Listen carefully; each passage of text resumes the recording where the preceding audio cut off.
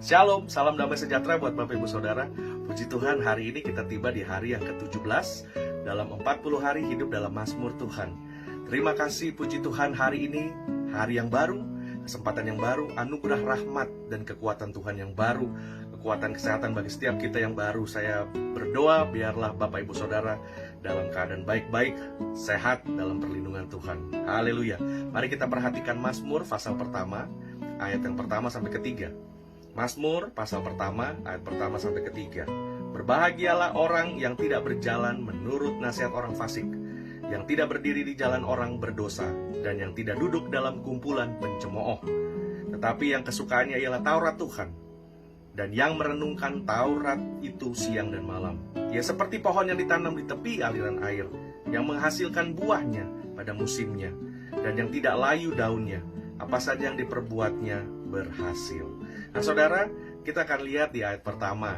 Saya akan bagi Mazmur ini, Mazmur pasal 1 ayat 1 sampai 3. Hari ini, hari yang ke-17, kita akan lihat Mazmur pasal 1 ayat 1. Dan besok, hari yang ke-18, kita akan lihat Mazmur pasal 1 ayat 2 dan 3.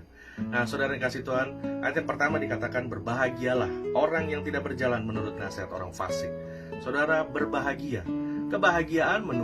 Kebahagiaan adalah keinginan dan impian dari semua manusia, Bapak Ibu Saudara, menjadi bahagia.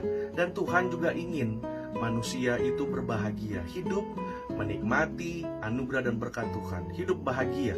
Karena itu doa Bapa kami dikatakan, datanglah kerajaanmu di bumi seperti di surga.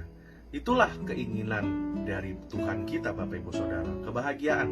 Namun yang kita mau lihat, Bapak Ibu Saudara, ada di ayat pertama sampai ayat yang ketiga, ada dua hal besar yang Tuhan mau ajar kepada kita. Yang pertama, hal yang harus kita hindari. Dan hal yang kedua, hal yang harus kita lakukan. Hal yang pertama, hal yang harus kita hindari.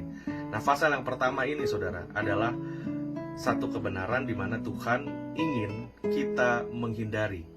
Kita tidak boleh melakukannya, Bapak Ibu Saudara. Apa yang dikatakannya? Berbahagialah orang yang tidak berjalan menurut nasihat orang fasik, yang tidak berdiri di jalan orang berdosa, dan yang tidak duduk dalam kumpulan pencemooh. Saudara, maksud dari ayat ini adalah baiklah kita menghindari hal-hal yang tidak perlu dalam hidup kita, Bapak Ibu Saudara. Hal-hal yang ditawarkan dunia ini. Dunia ini menawarkan berbagai prinsip-prinsip hidup, berbagai konsep-konsep, berbagai tips dan berbagai nasihat yang datangnya dari hikmat manusia, bagaimana cara berbahagia dan lain segala macam. Bahkan sampai-sampai ada banyak nasihat, wah hidup ini seperti perjuangan, siapa yang tidak kuat dia tidak akan menang, hidup ini seperti ada hukum rimba, semua harus tidak boleh ada belas kasihan kepada orang lain dan segala macam. Banyak prinsip-prinsip seperti itu di dunia ini. Nah, itu yang Tuhan nasihatkan kepada kita. Hal-hal seperti itu kita harus hindari, Bapak Ibu Saudara. Contoh yang lain juga, Bapak Ibu Saudara, kita harus hindari adalah dengan cara bagaimana kita menghindari apa yang dunia tawarkan, apa yang dunia nasihatkan kepada kita, apa yang menjadi satu hal yang dunia sodorkan kepada kita. Itu yang harus kita hindari. Bagaimana caranya, Bapak Ibu Saudara? Dengan melakukan apa yang ada di dalam Roma 12 ayat 3. Roma 12 ayat 3, berdasarkan kasih karunia yang dianugerahkan kepadaku, Paulus berkata, aku berkata kepada setiap orang di antara kamu, janganlah kamu memikirkan hal-hal yang lebih tinggi daripada apa yang patut kamu pikirkan. Tetapi hendaklah kamu berpikir begitu rupa sehingga kamu menguasai diri. Dikatakan janganlah kamu memikirkan hal-hal yang lebih tinggi daripada apa yang patut kamu pikirkan. Berarti saudara, ada hal-hal yang patut kita pikirkan, namun ada hal-hal yang tidak patut kita pikirkan. Hal-hal yang jauh lebih tinggi. Namun dikatakan, tetapi hendaklah kamu berpikir begitu rupa. Dikatakan juga kita harus berpikir begitu rupa sehingga kita menguasai diri, Bapak Ibu Saudara.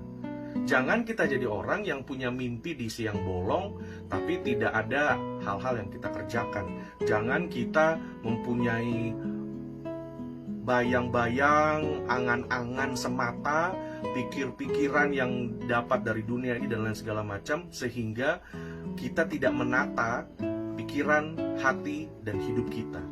Makanya Tuhan katakan bahwa Namun tetapi hendaklah kamu berpikir begitu rupa sehingga kamu menguasai diri. Firman Tuhan katakanlah, pikirkanlah apa yang baik, apa yang sedap didengar, apa yang indah, apa yang menjadi kesukaan. Hal-hal seperti itu pikirkanlah Bapak Ibu Saudara. Hal-hal yang indah, hal-hal yang baik bagi kita.